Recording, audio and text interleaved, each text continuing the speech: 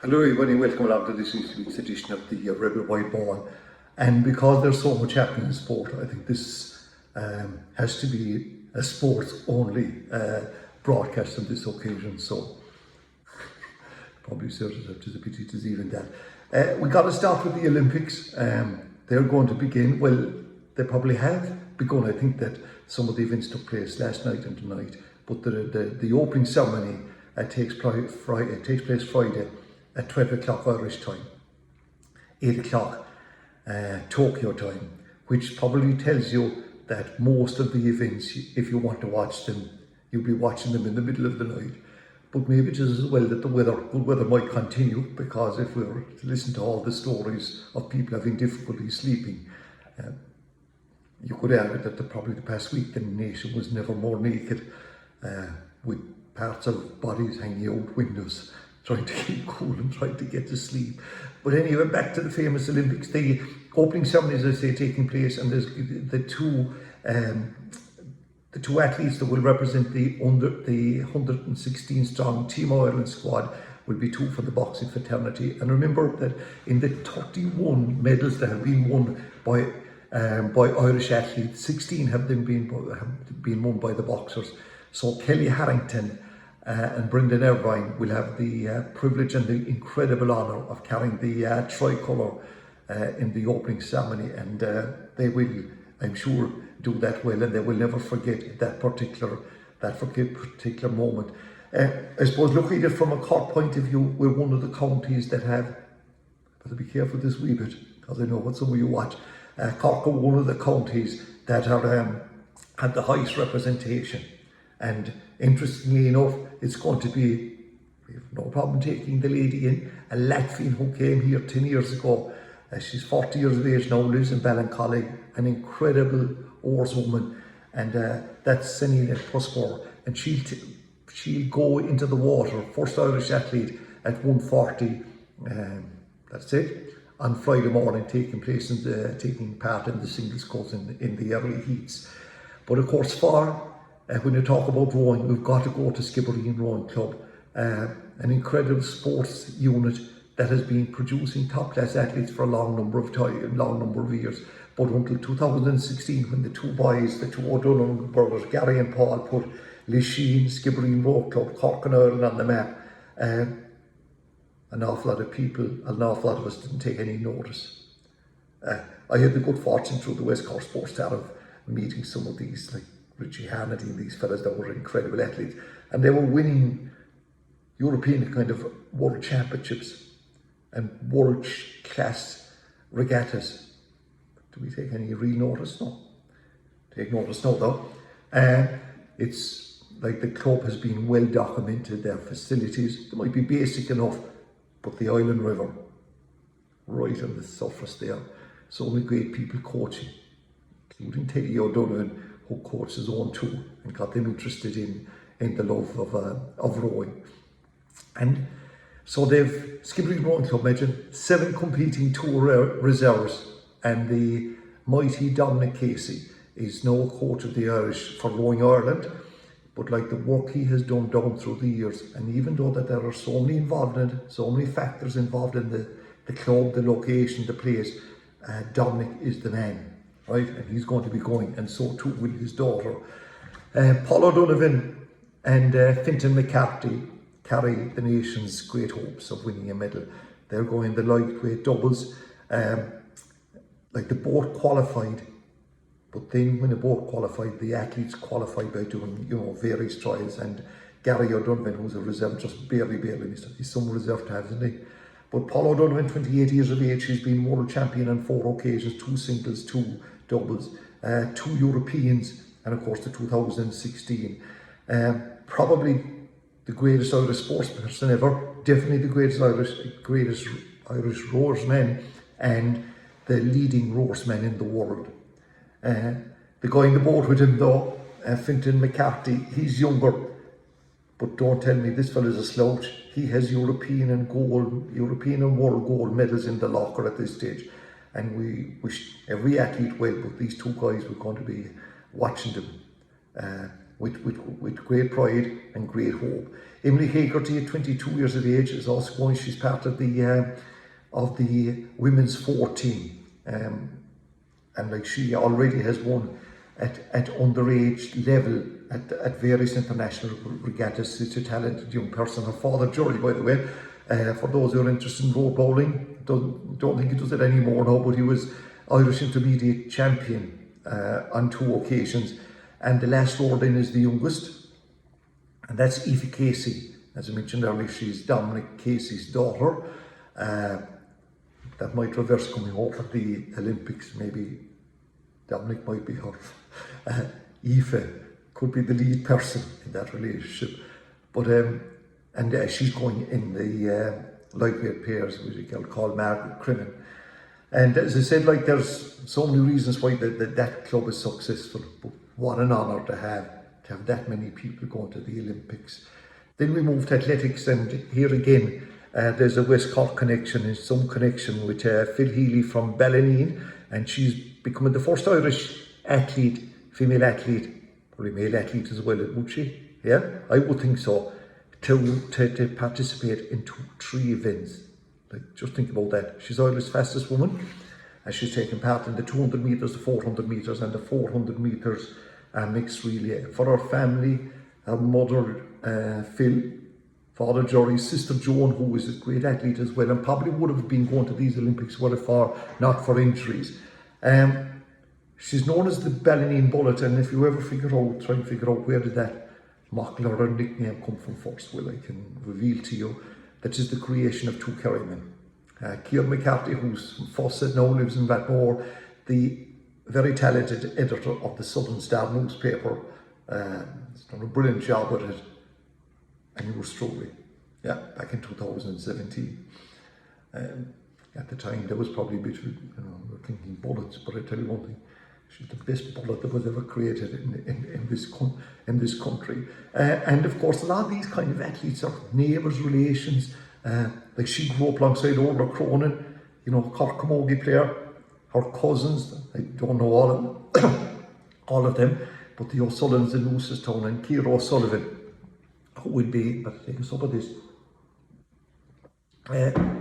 part of the Cork Camogie team.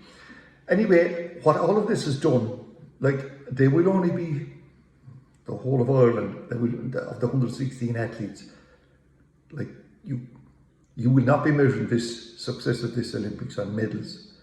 It will be measured on what has already happened. And through West Cork, the amount of buy-in, the community involvement, the community ownership is illustrated by the number of villages, shops, schools, pubs, businesses that have put up good look signs. And many towns and villages have gone out of their way. I happened to be in Bandon earlier on, and great work being done in there in the creation of awareness of it. So this is positivity with a capital P, and of course, like, to inspire other young people to get involved in sport. It's never been better. There are so many opportunities that weren't there from the past, particularly for women's sports. 4 out of the 7 from West Cork are women. We wish them all the very, very best of luck. Incredible weekend coming up for Gaelic Games in Cork. And we've been keeping kind of a record for the past year, just for the crack. Today is day 12. Cork teams from both genders, both codes, 13 wins. Can I continue? At max till Angela's time on Sunday, I would suggest. But there's a good few games now to go between here and then. There's actually, I'd say, 4. And tonight is a huge one. It's a Cork under-20 football team taking on Tipperary in the Munster under-20 football final. Sometimes they call it the under-21. And after their win against Kerry, it would be a bit of a disaster now. Call a spade here. If they wanted to get over, finish the job. I'm not saying it's going to be easy. And if they thought it was, it wouldn't be worth taking part in. They have a number of dual players, well, 2 in particular, Brian Hayes from St Finbarrs and Jack Cahalane, St Finbarrs and Castlehaven. The half forward line, I really think that Niall Hartnett there out in the wing, and the aforementioned Jack Cahalane and a guy from Clyde Rovers, some of you have been following the fortunes here, Conor Corbett. There's 19 clubs in this, and 19 clubs representing this 24-man panel, and thankfully all 8 divisions. That shows you the obviously the spread of talent around the country. The coach has been kind of carving out a niche for himself as being a bit of a leader, more than a bit of a leader, a real good leader. If I was to tell you who's an Ori, to use that term in his most endearing terms, he was born and educated up there, got involved at St. Vincent's underage, coaching at a young age, a leader at a young age, but his whole philosophy about it is sport is vital. Of course, he knows in Carrick too. Participation is so important, more important than anything else, and the effect sport can have in the person. And some guys, I don't know if I'm spoke this, I couldn't really spoke to myself, but this guy believes in it. And after the last match when they beat Kerry, you know, it was on TG Cahill, the interview went viral. Simon Zebo said he'd love to have played with this fella. I think maybe we should send it over to Boris Johnson. Maybe he'd learn a little bit about what real leadership and what kind of a society maybe he might change his mind to have, rather than not caring whether people, in some cases, live or die. Keep Rick and does. And we wish him and his team and other great selectors with him all the best tonight. Then on Saturday, the Cork hurlers are back in action, where they play in round 2 of the qualifiers, and they take on Clare. That game goes on in Limerick at 4 o'clock. I think they have a really good chance here. You know, Clare, they beat Waterford, lost to Tipperary, got back on the horse big time when they beat Wexford last weekend. But that game had to take so much out of them, I would think, because of the Davy Fitz factor and there's some crack. Paul Galvin and Davy Fitz on a Twitter spat. I thought to spat so much, it was Galvin giving his tuppence worth about all this. But if it was wet weather and there was nothing else on, we could pass away a bit of time talking about that. But and Clare have improved, no doubt about it, and some of their players have now kind of, you know, come to the fore, if you like. The way he has redeployed John Donnan back into centre back, and Diarmuid Ryan is operated Adam Shanahan up front. Colin Galvin is another good player, and of course, how could you not mention Tony Kelly? But Cork, like, they've gone for youth this year, they've gone for goals, and okay, it came badly wrong against Limerick twice. I'm not trying to say that, but they have brought in now 2 fellas from there, 3 from the All-Ireland under 20 team that weren't part of the panel already. That's the Roach twins from Bright Rovers, and a gentleman called Colin O'Brien from the Liz Carroll Churchill Gales. I'm not sure which of the parishes he comes from. But I think now that if you take the Cork under 20 team, under 21 team that lost the All-Ireland final in 2018, the team that won in 2019, so the team lost the under 20 in 2019 and won this year. Of the 20 that lined out against Limerick in the senior hurling, 12 of them had come through that setup. And Tipperary were the team that were beating, and that was, you know, the county was down the dumps. But I think Jake Morris is the only tip hurler that have come out of that.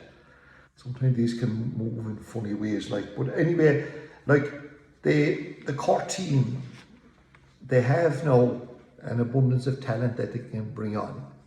Okay, there's guys like Sean O'Donoghue, Niall O'Leary, they are really good defenders. So too Damien Callahan and Callaghan, these guys. The goalkeeper Patrick Collins, a big day for him now. The puckouts for the last 2 days haven't been going 100%. Probably other people to contribute to that. And then you've Dara Fitzgibbon, Mark Coleman, Jerm Milrick, who came into the side and really had a good game the last day. And you've no forwards with speed. Forget it otherwise. You know, you Jack O'Connor, Shane Kingston, hopefully Patrick Horgan will be back, and the young lads from that under 20 team. If they start, they start, and if they're not, then, because there's as much about the finishers now as it is about those that begin in that. So I predict Cork to win it, and if they do, they will be playing Dublin in the quarter-final. In the other game in that qualifier, Galway, my God, were they some shock 2-3 weeks ago? They were second favourites. They were beaten by Dublin. will they now take on Waterford, and Waterford haven't been setting the world on fire. They are okay in the league, but lost to Clare, and then were lucky enough to get over Laois last weekend. I know that can happen in qualifiers, that maybe, that when they were so devastated after the Munster exit, but still I expect Galway to win that one. Then we move to Sunday, to the Cathedral venue. There will only be 2,500 people in there, but it's obviously going to be a big test for Cork. Do I think they win it? Well, I could. No. Try and make myself sound smart, which would take some sorting, and start giving you saying yes, I think, but they can't. Sure, they can't really. In some Kerry people's eyes, Dublin should not be going for 7 in a row. Kerry should be going for 3. 2019 drawing match, should have won it last year. Please don't talk about that. Can we just simply remove that from the screens for one moment? And this year they have made changes in defence. They have brought in Paddy Clifford. They have forwards that can cause havoc, like David Clifford, Shawnee O'Shea, Paul Ganey now gone out to the wing, Darragh Moynihan and these guys, Killian Spillane, James O'Donoghue, who left the panel because he couldn't get on the 26, great player. I know dog by injuries and all that. Do Cork have a chance? Well, every time they play Kerry, they have a chance. That has been proved. Some of them will say that they have beat them. Some of these Kerry Cork players now that have come in from the successful under-20 team, like Daniel O'Mahony, Sean Powter, he too has success against them, obviously. You Sean Meehan, Hadley Boyo, these guys, say probably they have no fears. Mary Taylor, does he fear Kerry? I very much doubt it. Ian Maguire, and then the forwards, Lucas Day could come. And you have the Brian Hurley, Mark Collins, like they're look there. But they are Division 2. Kerry haven't lost there since 1985. They've won 26 championship matches. And you honestly tell me, right, take a minute please, that they're going to allow what happened last year happen. It did to be one of the biggest shocks in Irish sport, I would say. Obviously I'm not great on popularity today. The other game in football is the Connacht football final, which will take place in Croke Park on Sunday. That game goes on at 1:30, the game in Killarney, 4 o'clock. Think of the Angelus. Like these two teams, like Galway beat Roscommon, Mayo absolutely annihilated, was it Sligo, I think it was. So there should be two evenly matched sides. They have a great history between them. One of them will obviously win. Mayo don't have Killian O'Connor, they reckon that has balanced it out, but they have good players and some of them have come in, like Ryan O'Donoghue, who's a good free taker now, he took threes the last day. And Lee Keegan is still around the place, Paddy Dorkin, really good footballer. And then the midfield pairing there of Machuruan and Conor Loftus, second year in action. Galway then will depend a lot on Shane Walsh. Will Damien Comer, can he recover the form? He hasn't as of yet, I would say, done that. Then you have Sean Kelly and Kieran Malloy at defence, and of course Matty Tierney, the last day was one of the stars. I don't know how I'd go to call that. I suppose you'd have to go with Mayo. I was mentioning Camogie earlier on. Well, Cork Camogie had a great win last week against Dublin. That was to be expected. To Sigerson getting the player of the match. They travelled to Newry on this Saturday at 3 o'clock to take on Down in their second match of the group stage. They should and will win that and then qualify for the quarterfinals like the ladies footballers. The intermediate Camogie team, and thankfully they're getting their chance now, didn't last year. They get their campaign. Remember, they'll be playing, I think, at 2 o'clock on Saturday, and that game goes on in Newbridge. Now, I don't know much about the Camogie in Kildare, but hurling at underage level is improving. There's a huge county, and there's obviously a lot of people from maybe other counties living up there. So this could be a bit of a banana skin, if you like. Then Minor Camogie Championship is starting. The All-Ireland, the provincial systems have nothing to do with this, and Cork are already Munster champions, so they take on Clare. That game goes on Sunday at Innis at 2 o'clock. And then on Monday, the under-16B second team, Cork second team, the A team won the Munster final, or the All-Ireland final last week, and that was a great result for them. So, and they play Monday night at 7 o'clock in Innis. We mentioned a little bit, or did we, about soccer? Well, it is FAI Cup weekend, and this is an opportunity for the 2 Cork clubs. There's 32 teams left in it, some of them are non-league, including one of the Cork clubs, College Corinthians, and they all play Sunday, and this is nearly last chance to save the season. A bit surprised that Cove, I know it's not a great season, but they did win last week against Cabinteely, whereas Cork City only drew against Wexford. I know they're the man down. But anyway, Cork, the game's on Sunday afternoon. Cove Ramblers go to Liffey Wanderers. Don't know where they are, but I presume they're in Dublin. That game is going on at 2 o'clock. Then at 3 o'clock, you have Bohs coming to play College Corinthians, who are a well-organised, well-run club here in Cork. Probably, that's where they want to be, a Munster Senior League side. And then Cork City, they make the journey to Sligo, and that's going to be a tough one, but they certainly could do with a victory in that. Well, those of you who follow rugby and follow the Lions, it's now here. And over the next 3 Saturdays, the Lions are going to be playing South Africa, the world champions. This has been dogged by controversy as well in terms of COVID.